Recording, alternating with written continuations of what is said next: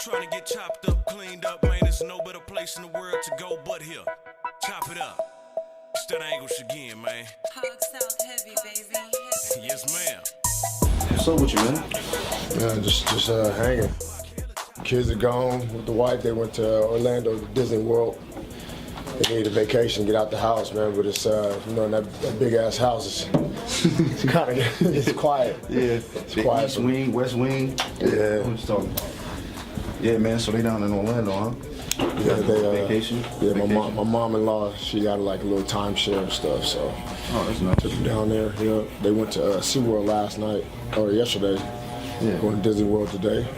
You know, yeah. Summer stuff. And you got 4 daughters, right? 4 daughters. 4 daughters and a wife. 4 daughters and a wife. The joke is definitely on me, bro. I feel that, man. You go through it on a daily, huh? Yeah. I know, but you got some nice kids, man. Okay, you want to talk about the foundation or what? Huh? Now, right now, I want to talk about my kids. Talk about your kids and see if you remember their names. All right, we got Kiara. Okay. Amira. Come on, man. Bebe. No. No. Brea. There you go. I said Bebe. Bebe kids. All right. So let me see. One more. Tia. Yeah. See? He got it. He got it, man. It took him 1,000 times, but The he joke finally got is it. that I've been knowing my man right here for nearly 5-6 years now, right? Yeah. Well, I moved into the house in 2007, and we built the house right down over, probably about 3 miles away from here. Yeah. Bought the land, built our dream home, and was riding through Woodinville and wasn't expecting to see a barber shop, but especially a barber shop that cut black people. And came up in here, and first thing I said was, "Who knows how to cut hair?" And the first thing you said to me was, "Everybody know how to cut hair." And so that you was being the business owner, right? And you was sticking up for all your barbers, but I was like, y'all don't understand. And what I was saying by, you know, who can cut hair was that because I was in the NFL, I was always on camera. So I couldn't be walking around with a jacked up hairline looking like the Cascade Mountains, you know. So I was trying to be funny but serious at the same time, and you was the guy, man, and you've been making me look good for you know, all them years. Yeah. So yeah, it's been since 07. So the joke is, you know, all this time I'm very bad with names. I just got it locked down. It's 2013. So it took me 6 years to learn. The one thing about it is, though, the reason why you know my kids' names is because I opened my house to you. And the one thing that's good about you, man, is that, first of all, you're a very young, innovative young man, and you know, we always bounce ideas off each other. And I got comfortable with you over the first year before I said, "Hey, man, I want you to start coming to my house." You know, so I went out and bought all the clippers, you know, the straight edge and all that stuff, and created a barbershop in my house, and you get to know my kids and stuff like that, and it's just I look forward to seeing you every week, bro. Yeah, man. So they like family to me. You know what I mean? So Milloy, man, tell people a little bit about where you're from. You know what I'm saying? How'd you get in football? You know what I'm saying? Well, I'm just a military kid from St. Louis, Missouri. Came out here when I was 3 years old. My dad was stationed at Fort Lewis. So basically, I grew up in Tacoma, Washington. Around the age of 15, my family hit some hardships. Dad went to jail. My mom, you know, had a drug addiction, and I was basically on the streets. And sports was really just my release.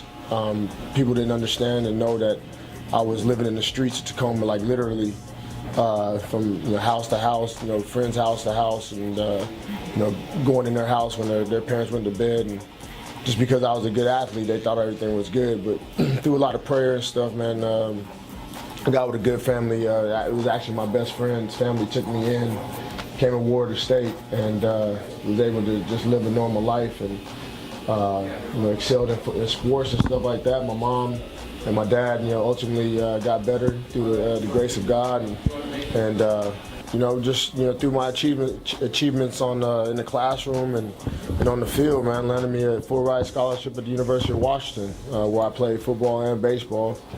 Ended up getting drafted twice, once out of high school as a pitcher for baseball, and then out of college as a center fielder. But obviously I chose football. Got drafted to New England in 1996. Went on to win. Won a Super Bowl, played in 4 Pro Bowls, played in 2 Super Bowls, lost the first one to Green Bay my rookie year. Had another chance 6 years later, beat the Rams, which nobody thought we could beat them at the time. And it was just the year of 9/11, and it was just fitting that a team like us that nobody saw getting stronger and stronger each week was the Patriots won in that year. So it was a real magical year for me. Besides the birth of my daughters, I think that's the second best thing. Or I should probably say marriage too. Yeah, you might have that. All right. So you played in New England for what? 4 years, 5 years? Played in New England for 7 years. 7 years. Buffalo for 3 years. Atlanta Falcons for 3 years, and then I finished my last 2 years at home, Seattle Seahawks. So it came full circle for me, bro. Yeah. Speaking of the Seahawks. Okay. This is another thing with the NFL. It's real sacred. Right? It's like a brotherhood from the teammates all the way to the organization. Right when you walk in those doors, you got to be somebody that knows somebody. And when I came up here back in '09. Because of our relationship, I asked the personnel there if I can get you in there to, come cut hair, once a week. Mm-hmm. And I think you're still going down there, right? Actually, I was already over there. Okay. I was going in there, but I think with our relationship, they definitely acknowledged. Right. It validated my situation for sure. Yeah. But I knew it was something like that. I'm getting old. Something like that. But yeah, you plug me though. Now that you've been retired, like, how you enjoying life? How you enjoying it? 17, 16 years? 15. 15 years, man. 15 years. That's a long football career right there, bro. Yeah, man. Only missed 6 games or whatever. The transition for me been smooth because unlike some players that quit too early, I went till the wheels fell off. You know what I mean? And now I don't mind just being a fan and stuff like that. My daughters, my family and my daughters, they sacrificed so much for me being away, perfecting my craft in the NFL. And I realize that now, being able to take them to school and hang out with them and just mess around. Yeah, because you was telling me you see a difference in the first 3 daughters that you have. Yeah, because we have a 1.5-year-old, and the way she gravitates towards me, bro. The other ones is like they just got used to me being gone. Yeah. But a man had to do what a man had to do to create that foundation. After football, you basically spending more time with family. Is there anything that you do in your spare time? Yeah, I got some investments out there. I'm got some projects that you put money in and hope it come back. And I got some of those, but I also got a business, at-home business called ACN. And we basically deal with telecommunications, energy, and merchant services, so credit card processing. And I got into it because I really want to, help the average person out. Like I had to work hard in order to achieve what I have, and there's a lot of people that want more in life that just don't have that vehicle to achieve that. And so ACN really allows people from all walks of life. Don't really judge you as far as you don't have to be the fastest, the tallest, or whatever. It takes all the integrity that football really asks from you. You can't quit. You gotta want something so bad that you're willing to put in the work. And it's been good. It's been going good. I've been changing a lot of people's lives, man. Yeah. You can find me on lawyermilloy.acndirect.com and lawyermilloy.com. Yeah. I go play basketball 3 times a week. Still running with the college kids and stuff like that. I'm a fierce competitor, so whether I'm playing basketball, play softball a little bit, Call of Duty, things like that. But I'm always competing, man. Even through conversation. Yeah. If I ain't trying to win, I ain't living.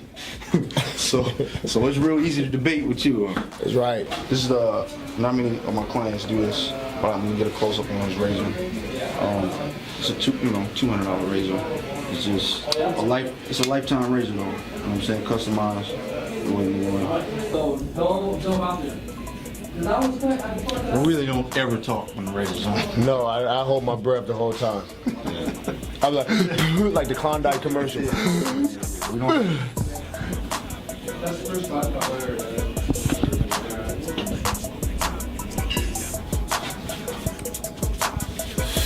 Woo, this part burn, baby. Keep me young, Merv. Cut the white out, that's how you said it? Yep. Every day, every week goes by, I get more and more grays.